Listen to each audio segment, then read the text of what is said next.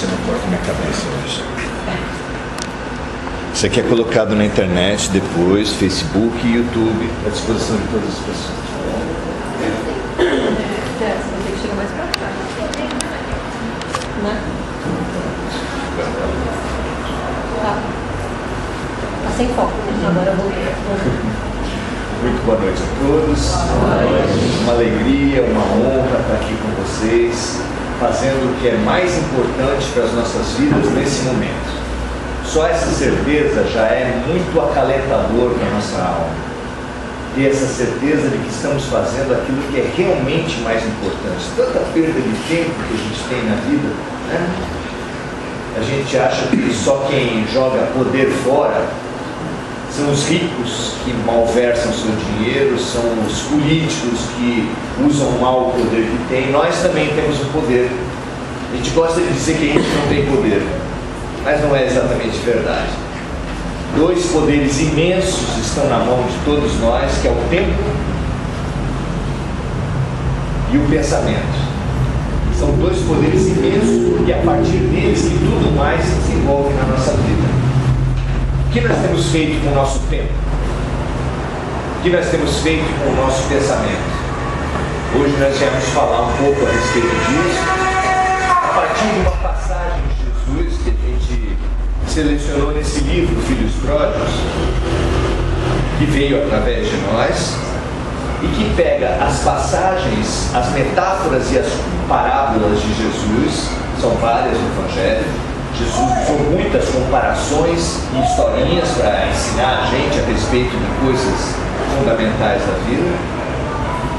E a passagem que nós vamos estudar hoje é uma passagem muito difícil, que me intriga muitas pessoas, e tem sido inclusive muito mal usada, em que Jesus fala assim: não deem aos cães as coisas santas, nem deitem aos porcos as suas pérolas, para que não as pisem com os pés, e voltando-se, não as despedacem. Está em Mateus capítulo 7, versículo 6.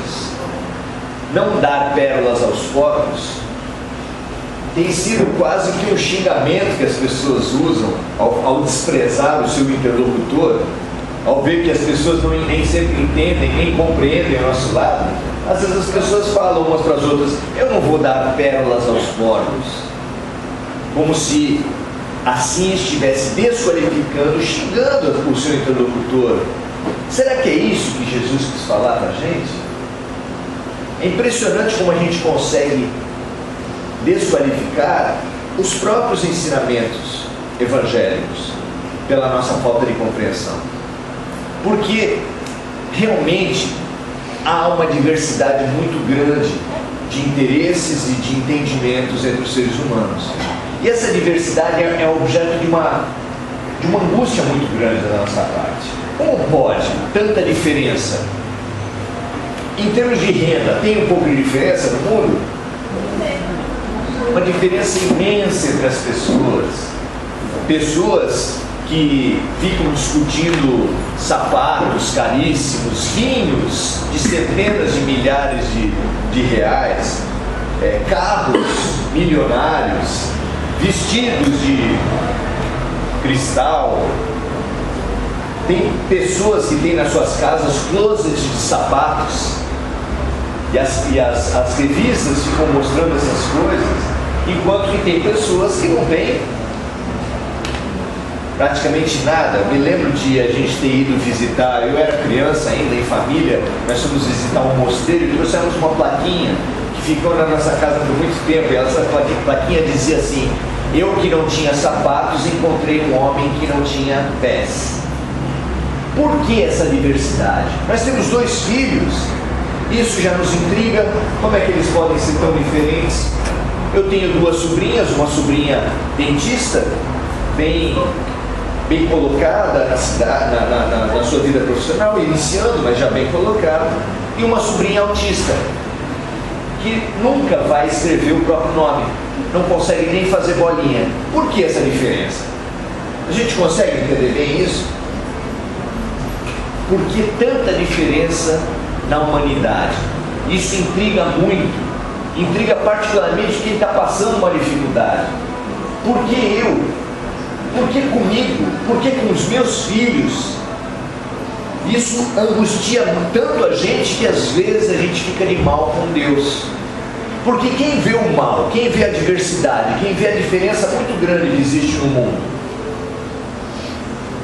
e ouve falar, sempre que se fala de Deus, Deus é bom, é justo, é todo poderoso. Onde está a justiça de Deus? Que dá saúde para uns e dá uma doença incurável para os outros, vida longa para uns e a morte precoce para outros, crianças abusadas sexualmente desde muito cedo no seio da sua própria família.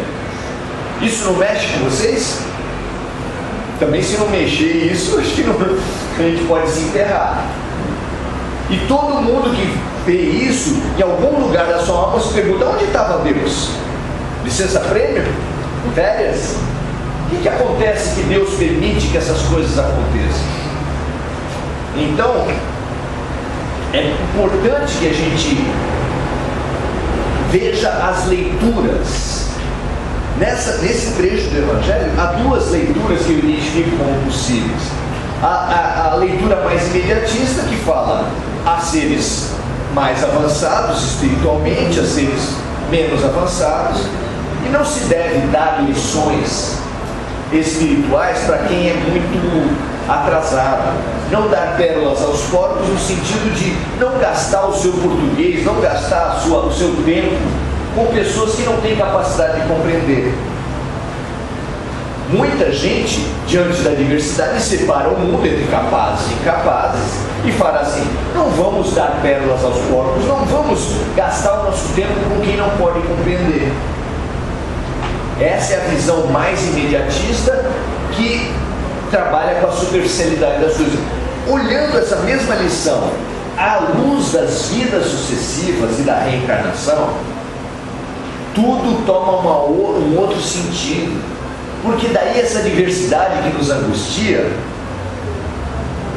a injustiça aparente dos fatos, ela se resolve. Por quê? Porque aquela criança que já nasce portadora de uma síndrome incurável, é claro que ela não pode ter errado gravemente para já nascer com autismo, com paralisia cerebral. Onde esse bebê errou tanto? Na barriga da mãe? O que se pode fazer na barriga da mãe suficientemente ruim para nascer com paralisia cerebral? É impossível.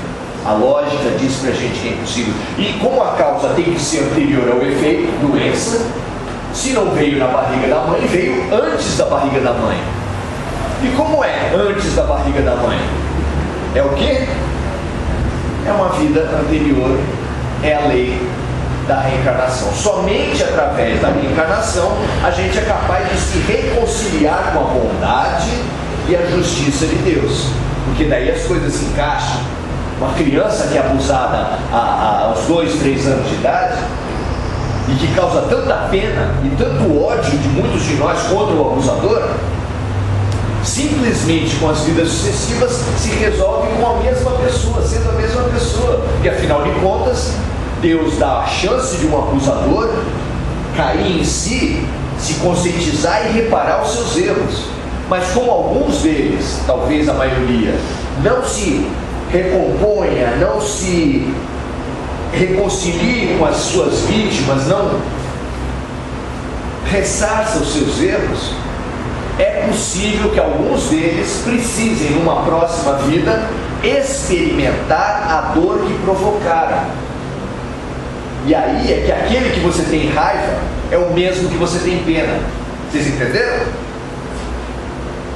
A criança que muitas vezes sofre um abuso em tenra idade, às vezes, não automaticamente, causou esse mesmo sofrimento numa última vida e não se tocou, não aprendeu com as chances que a vida deu. E aí, não é punição de um Deus condutor de cavalos que chicoteia aqueles que saem do prumo, mas é a lição, a receita de Jesus. Qual é a receita de Jesus para a gente evoluir? Para a gente aprender a amar? Fazer ao próximo o que gostaríamos que o outro nos fizesse. A compaixão, a empatia.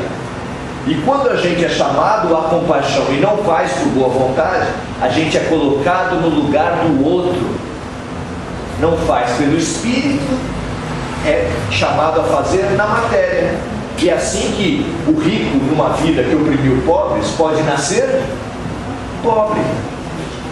É assim que o assassino pode nascer e ser colocado na posição de vítima. E é assim que um abusador pode renascer e ser colocado na posição, não como punição, mas para que ele experimente um outro ponto de vista, amplie, expanda a sua consciência intelectual e afetiva. A gente consegue entender isso, não é?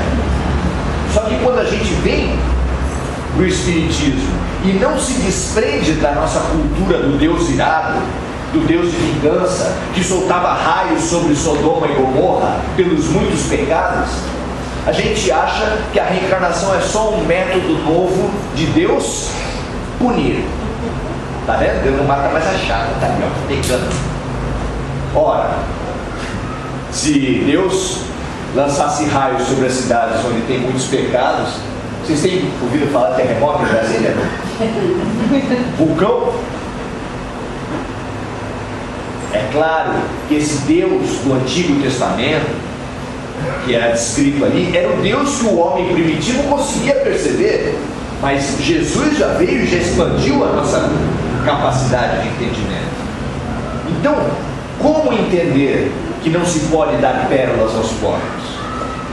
Qualquer professor ou qualquer pessoa minimamente versada na área de educação sabe que você não pode ter uma classe com alguém na pós-graduação, outro no doutorado, outro no ensino fundamental e crianças na pré-escola. Que aula você vai dar numa classe assim? É possível? Por que não? Porque qualquer processo educativo precisa respeitar a fase de desenvolvimento dos seus alunos, não é assim? E aí, compreender não dar pérolas aos porcos ganha um outro significado, que é qualquer processo educativo precisa respeitar o estágio de cada um. E isso se mostra completamente compatível com o Deus de amor, com o Deus de compreensão que nos foi revelado por Jesus. E é muito interessante você pensar a revelação espiritual desse ponto de vista pedagógico, de fase de desenvolvimento, de que a cada momento nós precisamos e recebemos um tipo de orientação do mundo espiritual. Vamos comparar? Por exemplo, lá para 1 ano de idade é um marco da nossa vida, da vida do ser humano, de autonomização. Por volta de 1 ano de idade, a criança experimenta que tipos de vivência?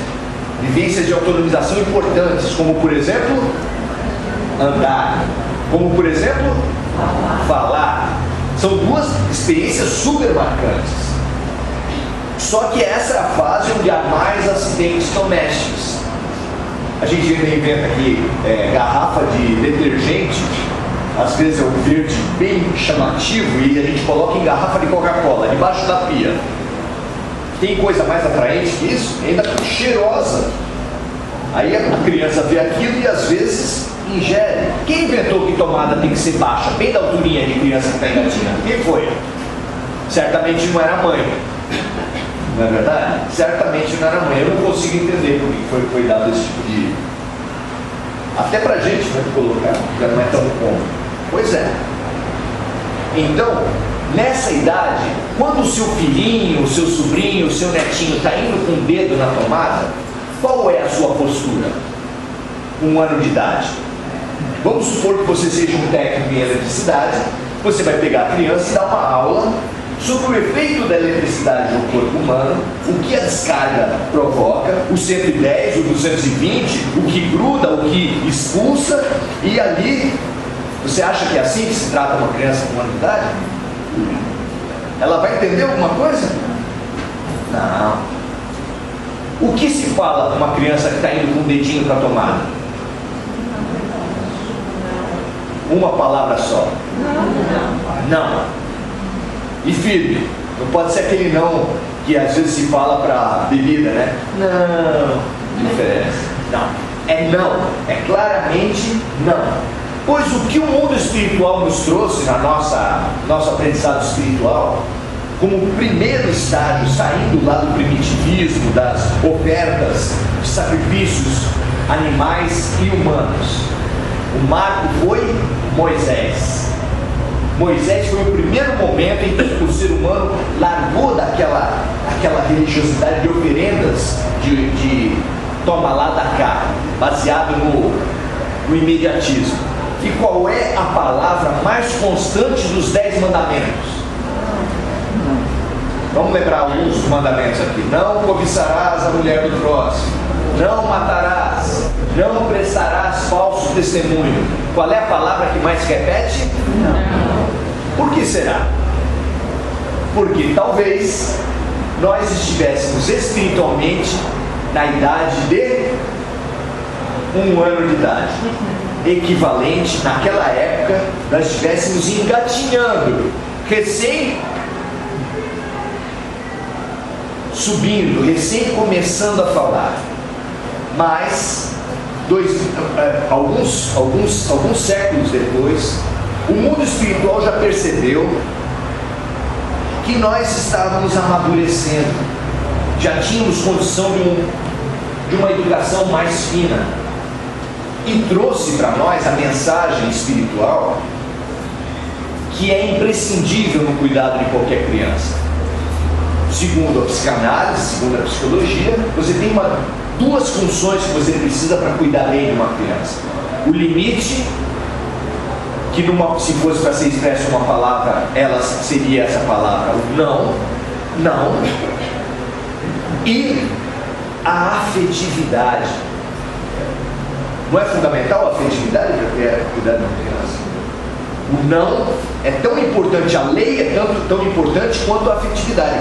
Se o limite é expresso no não, a afetividade é expressa no amor. Quando perguntaram para Jesus qual era o mandamento maior, ele não citou nenhum dos 10 mandamentos de Jesus. E olha que seria difícil a gente responder isso.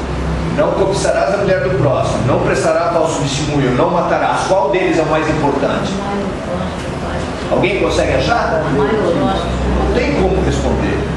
Ele respondeu: ouve, ó Israel, amarás o Senhor teu Deus com todo o teu coração, com toda a tua alma, com toda a tua força. Mas há um segundo mandamento que é semelhante a esse: amarás o teu próximo como a ti mesmo. Numa palavra, o mandamento de Jesus é amor. Mas mesmo assim, os séculos passam e a humanidade ganha maturidade. E equivalente mais ou menos aos 3, 4 anos de idade, a psicologia e a prática de educação fala que as crianças alcançam a idade dos porquês. Se antes você falava não, agora já não funciona mais. Se você falar não, a criança com 3, 4 anos de idade já pergunta: então por quê? Já é questionador. Tudo tem um porquê. E nesses séculos que se seguiram, precisamente 18 séculos depois de Jesus, a humanidade tinha alcançado 3, 4 anos de idade e já estava na idade dos porquês.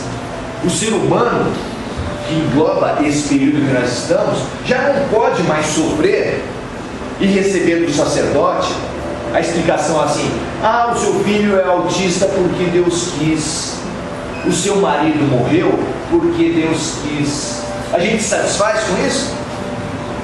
Nós precisamos saber o quê? O quê?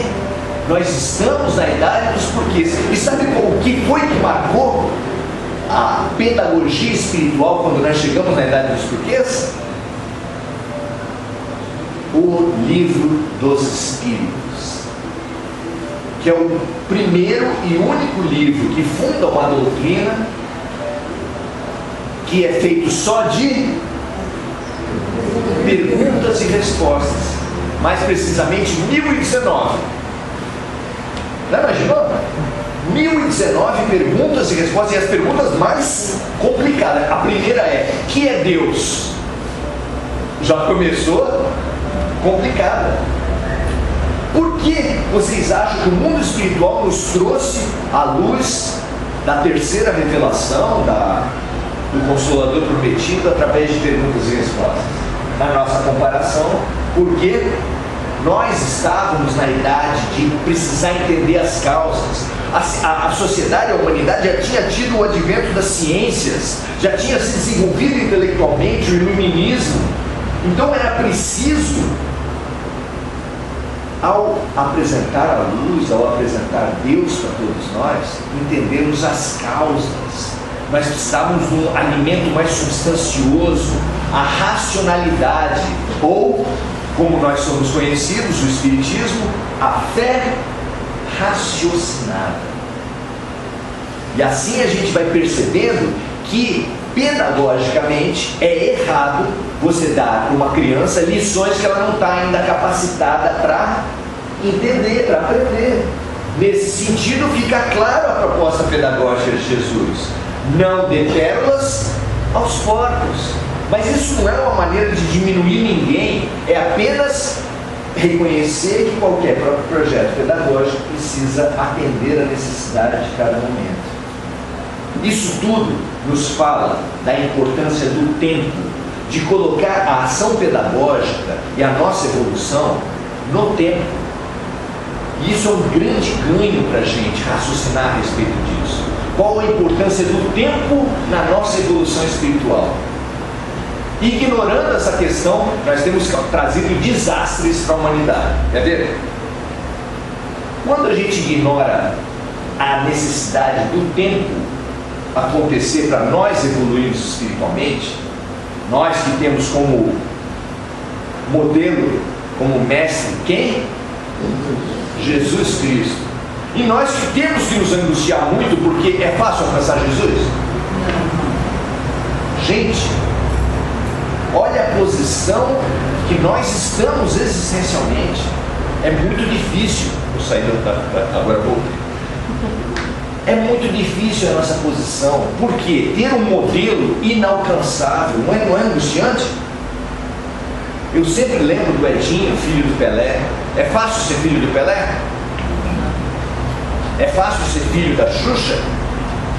E a distância entre a Sacha e a Xuxa, entre o Edinho e o Pelé, é muito pequena, perto da nossa distância para Jesus. Então nós precisamos entender a dificuldade da nossa posição existencial. Realmente, vamos respeitar. Nossa tarefa religiosa é terrível. Sabe qual é a saída que os cristãos encontraram, que os religiosos encontraram em todos os tempos, para lidar da crise, da imperfeição nossa com a perfeição que eu quero alcançar? Sabe qual foi a saída infeliz que a humanidade encontrou? Fingir. Já que é difícil ser melhor, a gente parece melhor. No maior discurso que Jesus fez nos evangelhos de condenação a alguém, ele direcionou essa condenação, sabe a quem? Aos religiosos. Disse ele que vão à casa das viúvas e comem a casa das viúvas, que por fora parecem sepulcros caiados, branquinhos, mas por dentro cheios de podridão. A hipocrisia, disse Jesus, foi a saída infeliz que o homem criou para enfrentar essa crise, essa diferença enorme que existe entre a sua condição, a sua pequenez e a grandeza espiritual que ele planeja alcançar. Já que é tão difícil ser melhor, é fácil ser melhor? Nós encontramos um monte de plano facilitado. Já que é tão difícil ser melhor, as religiões fazem que plano facilitado para a gente? Para você ser melhor, você precisa batizar, crismar, comungar, casar e tomar extrema-unção. Não é muito mais fácil participar de ritos do que se melhorar internamente? Outra religião fala que não. Para você se melhorar, você deve louvar bem alto, bem gritado e pagar o dízimo. Não é mais fácil pagar o dízimo e gritar bastante do que se melhorar? E de novo, a gente vem para o Espiritismo e corre o risco de repetir erros. A gente, sem perceber, fica mapeando: peraí, o que eu preciso fazer para ficar de bem com Deus no Espiritismo? Aí vem o pessoal e fala de uma promoção, de uma rifa, vem o pessoal e fala de uma doação de alimentos para a cesta básica, fala de participar do curso. Aí a pessoa já fala: se eu fizer isso, eu vou dar bacana, seus problemas se acabaram. Melhora fazer atos virtuosos, realmente melhora. Pagar o dízimo de coração realmente ajuda as pessoas. Fazer o batismo, tomar a extrema-unção, fazer a comunhão de coração realmente ajuda. Mas é o ato externo? É a atitude que você faz as coisas. Certamente é com que atitude você dá a cesta básica, você paga o dízimo, você faz essas coisas todas. Claro que é atitude. Então, nós precisamos perceber o que realmente melhora a vida da gente, para não cair na alienação, naquilo que Karl Marx chamou as religiões de o ópio do povo, a ilusão do povo. Por quê? Porque a gente vem com consciência pesada, dão uma tarefa para a gente sai com consciência limpa. Vocês já ouviram falar sobre as indulgências? Graças a Martinho Lutero, que nós não temos as indulgências mais no mundo. Mas teve uma época que a igreja precisava construir a Capela Sistina no Vaticano, fez o orçamento, era muito caro. Aí ela falou: vamos montar um esquema? Vamos. Eles fizeram um menu. Era assim, ó: os tipos de pecado tudinho e quanto você tinha que pagar para a igreja. Se você matou, paga não sei quantos. Se você mentiu, paga não sei quantos. Se caluniou, paga não sei quantos. E assim a Capela Sistina está lá, está bonitinha, viu? Por que vocês acham que as pessoas pagaram? Por que vocês acham que as pessoas pagam ainda hoje? Porque as pessoas fazem um trabalho na esquina e acham que vão ficar melhores, ou que vai resolver os seus problemas. Por que a gente se deixa enganar aceitando preceitos humanos para ficar de bem com Deus? Por quê? Ah, que bom que isso não tem no Espiritismo. Não é assim, gente. Porque não é da religião, é da atitude das pessoas. Lá em São Vicente tem um monte de poste com a cigana do amor. Traga o seu amor de volta já. É muito mais complicado você construir uma relação satisfatória do que fazer um trabalho. Faz o trabalho e faz uma amarração do amor. Aqui em Santos eu já vi amarração do amor. E isso para as pessoas é o quê? Que religião elas associam isso? Ah, isso é espiritismo. Isso é espírita. Vocês não lembram do filme mais famoso do espiritismo? Era aquele da Whoopi Goldberg? Ghost. Qual era a profissão da Whoopi? Qual era a profissão da Whoopi? Médium. Se duvidar, estava assinado em carteira. E a profissão é médium. Pois é. E o pior é que ela era médium mesmo. Só que ela era médium, mas ela ganhava dinheiro com aquilo. Quando não vinha a orientação, ela tinha que inventar. Sabe como é que é? Quem está no espiritismo há muito tempo, eu comecei em sessão doméstica e tinha lá o pai Jerônimo, o pai Anacleto, 11 filhos. Você já é capaz de imitar e você vai imitando. Se eu tiver que viver disso, eu já estou capacitado. É fácil enganar, principalmente quem quer ser enganado. É um casamento de espertos com quem quer facilidades. Quem são esses metidos a esperto? Quem é esse que está querendo facilidade? Que diante da dificuldade de se melhorar, procura um plano facilitado 10 vezes no cartão. Nós estamos doidos através de atalhos para a nossa evolução espiritual. Fala a verdade.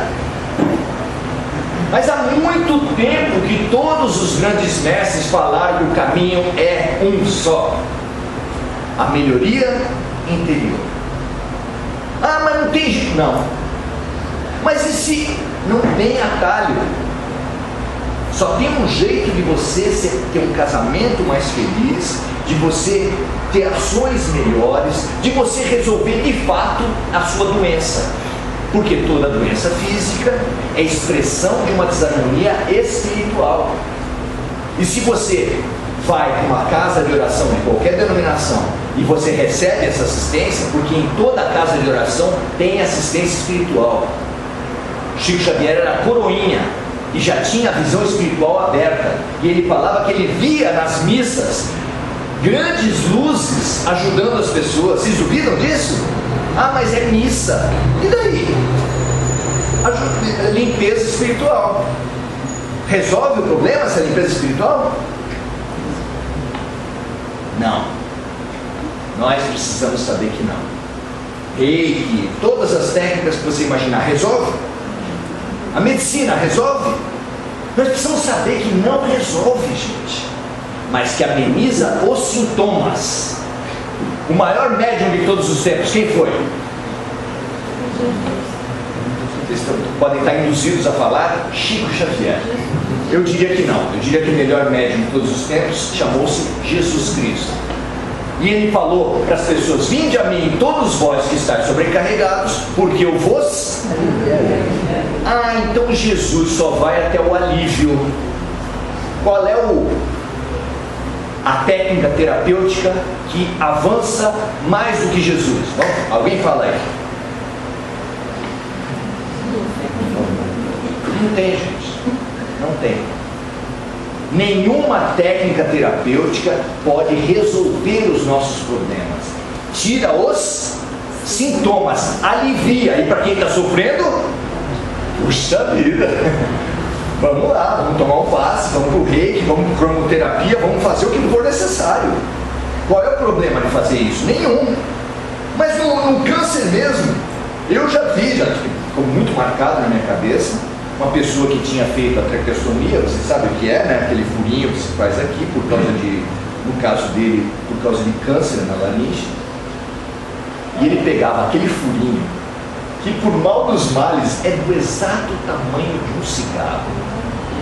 Ele punha o cigarro aqui, depois saía aquela fumaça. Quer dizer o quê? Que aquele rapaz, aquele senhor, vai voltar. Por quê? Porque o câncer vai voltar. E por que o câncer vai voltar? Porque a lição vem e a gente não aprende. Só ele? Será que na nossa vida as lições não têm que voltar? Analisem pessoalmente. Aí eu mudo de marido e o problema continua. O santificado vem atrás. Eu mudo de emprego e sempre tenho problema com o patrão. Eu mudo de prédio e sempre tem vizinho ruim. Por quê? A gente muda de presidente da república. Não, teve gente que festejou a saída do Collor. Opa, agora sim, o Brasil vai melhorar. Melhorou? Sai a Dilma, agora sim. E assim você vai mudando de marido, de emprego, de cidade. Tudo que você vai mudando, muda de religião, muda de passista dentro do Jefferson. E do que passa com ela não melhorou. Daí eu vou estar com ele. Por que não melhora? Você vai mudando, muda e não muda. Por quê? Você não se muda. Onde está o problema que você não consegue resolver? Eu brinco que todos nós temos um quadro. As nossas casas são muito variadas, mas em todas as nossas casas tem o mesmo quadro. E esse quadro é um quadro tão interessante que eu imagino a seguinte cena: eu, na minha casa, olhando para esse quadro e achando a figura muito feia. Ai, que imagem horrorosa, desarmônica, terrível. E xingando a imagem. Nossa senhora, está muito ruim isso aqui. Como é que pode ter esse quadro aqui em casa? Aí chega a Gislene do meu lado e fala assim: Maurício, não é quadro não, filho. Isso aí é um espelho.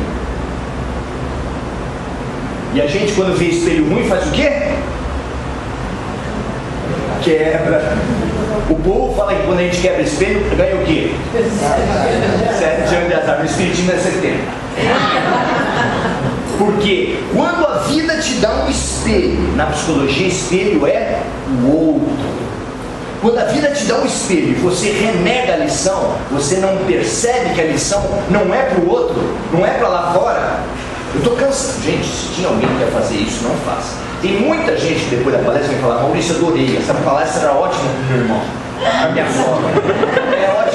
É ótima para todo mundo, menos para a pessoa que quebrou o computador de Deus e você veio por engano para cá. É claro que não. Nós somos fruto, a nossa vida é fruto de um planejamento reencarnatório rigoroso. E a lei de atração traz para as nossas vidas situações e pessoas que são exatamente o que a gente precisa para agora, no momento exato, na dose exata. E a gente faz o que com as lições, com os remédios? Cospe, renega, não quer nem saber. Nós já estamos prontos para as lições e mesmo assim a gente, como Jesus falou na citação, a gente volta e morde, a gente volta e pisa, como os porcos e os cachorros. Porque a gente vê as lições. O Brasil só tem corrupção em Brasília. Vocês sabiam disso? Eu imagino que aquelas cúpulas do Congresso sejam metades de uma nave espacial que trouxe milhares de políticos corruptos de Marte, aterrissou, deixou ali, porque só tem corrupção em Marte. Vocês sabiam disso? Mentira, gente. Os problemas, os espelhos, as palestras, as doenças, as dificuldades, as obsessões espirituais, elas só ocorrem na nossa vida como chamamentos. Acorda, tu que dormes. O pessoal da orientação no meu centro estava comentando outro dia como é incrível a coincidência. A pessoa trabalha na orientação e praticamente só vem pessoas ser orientadas para ela com problemas que têm a ver com os problemas dela. Vocês não acham estranho isso? Por que será que isso acontece, hein? Nós sabemos, lei de atração, uma mão lava a outra. A gente, para afiar uma faca, afia duas. E é assim que Deus vai encaixando as coisas. Ai, mas é aquela minha sogra, você acha que tem alguma coisa a ver comigo, Maurício? Meu vizinho corintiano que sai pra rua para gritar quando o time dele é campeão e o meu está perdido, enfim, ele tem a ver comigo? Eu adoro Alberto Almeida.